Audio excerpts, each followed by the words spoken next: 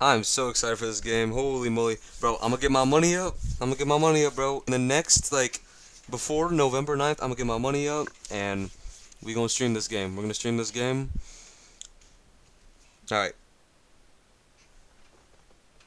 Alright, goodbye, Mark. Take care, little boy. Gonna get my money up. This ain't still on streamer life. We blowing up, bro. Gonna get the money up. I have big plans, Mark.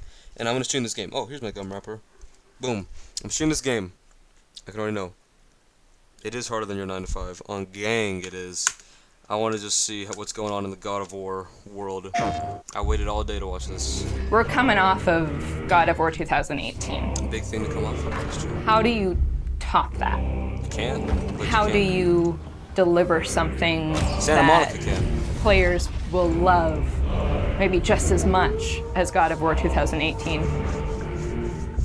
The pressure was tremendous.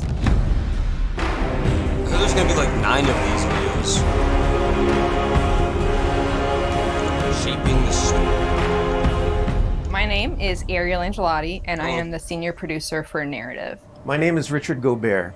I'm the story lead There's for Alana God of War there? Ragnarok. I'm Jodie I know Kupsko, she's- and I'm the supervising dialogue designer. It's my job to shape the story along with our writing team, our narrative director, and game I bet director. that shit's As a hard, man. producer, it's my job to help build a team to create that content, to own the schedule in realizing that content. I oversee the dialogue production throughout the entire titles. Every line of dialogue that you hear, every human vocalization and effort and grunt, our team touches. So I'm a man now. Like you? No, You're more than men. we are not men. No, close enough. We are more than that. The responsibility Bro, is far this game, greater. bro, Ragnarok's gonna be so good. In the story of God of War 2018, we find Kratos seemingly having turned over a new leaf in the Norse lands. He lives a quiet life, hidden in the woods with his wife Faye and their son Atreus. And the story starts with them mourning her death. And we learn that she made a final request before she passed away.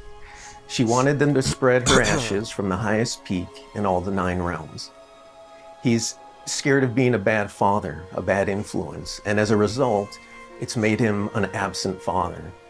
His greatest fear is that he's passed that evil that's inside of him onto his son. You are too quick to temper. You are rash, insubordinate, and out of control. This will not stand. You will honor your mother and abandon this path you have chosen. It is not too late.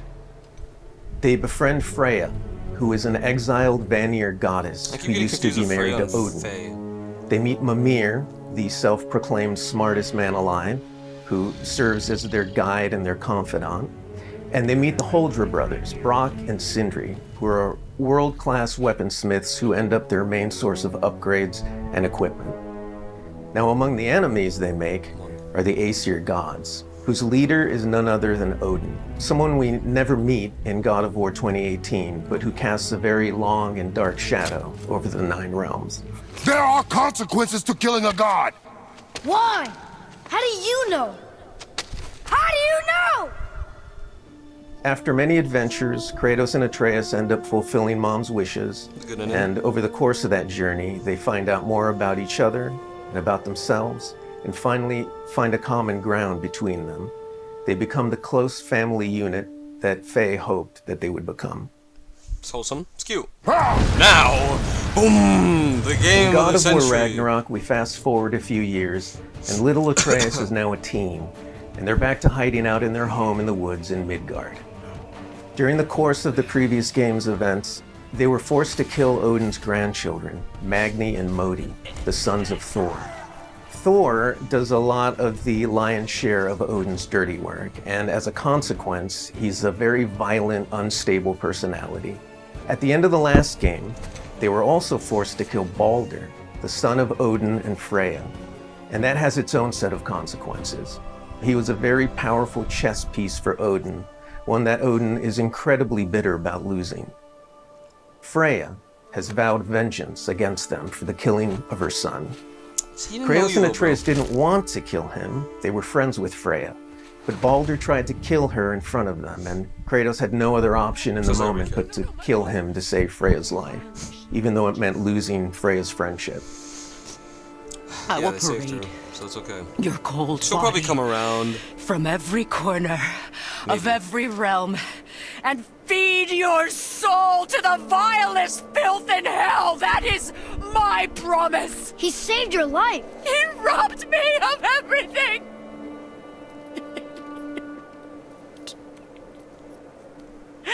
Everything.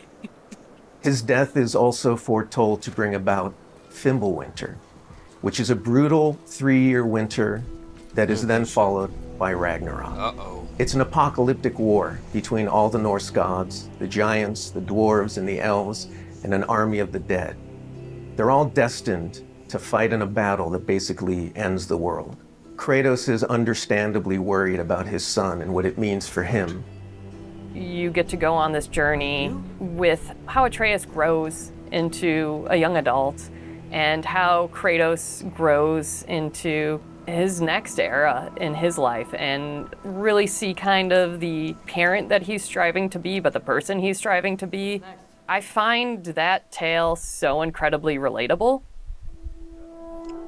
We had started shooting plenty of content before the pandemic hit. In fact, the week before we all went work from home, we were doing a shoot.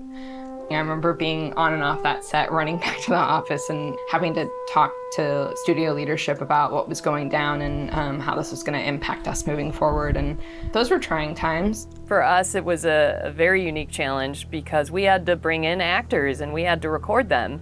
And so we had to look at different ways of adapting our typical motion capture process and dialogue recording process so we can continue production and continue at the quality that we wanted for our players and our fans. We had some actors stand in for other characters, actors who were already, who were like core to one of the scenes, might just be able to play a background character in another scene, to be able to avoid a situation where too many people were on set on any given day. We'd have so many games right now. We avoided compromising the story that we were trying to tell as a result of the pandemic and these limitations that we had to deal with. There were no cinematics that we changed. We still have the same characters in them in the final game. We just had to get a bit creative with how we shot the content. Our actor for Atreus, Sonny, is a teenage boy, and his voice changed dramatically throughout the several years on this title. I don't want to fight anyone. Yeah, I just want answers. We had to go in and even out that performance so it sounds like it took place over a short period of time. That was a unique challenge on this one. Yeah. The prophecies say Fimbulwinter leads to Ragnarok. War is coming. Whether the Norse saga was going to be a trilogy or just 2 games was something we debated a lot. There were obviously pros and cons for either approach. So we waited for Cory Barlog to weigh in, and he did, and he said, let's do it in 2. The consequence to that is, how do you wrap up the story in one game and do Ragnarok justice? How do we lead up to that and then have a big moment at the end of the game and wrap up all those loose threads? This game is bigger than what we initially envisioned. There's a lot of important story moments that we needed to cover. There are more characters that we follow the threads of. And ultimately, it ends up feeling big and epic because there is a lot there for people to enjoy. I am very excited for folks to see this final chapter. A lot happens.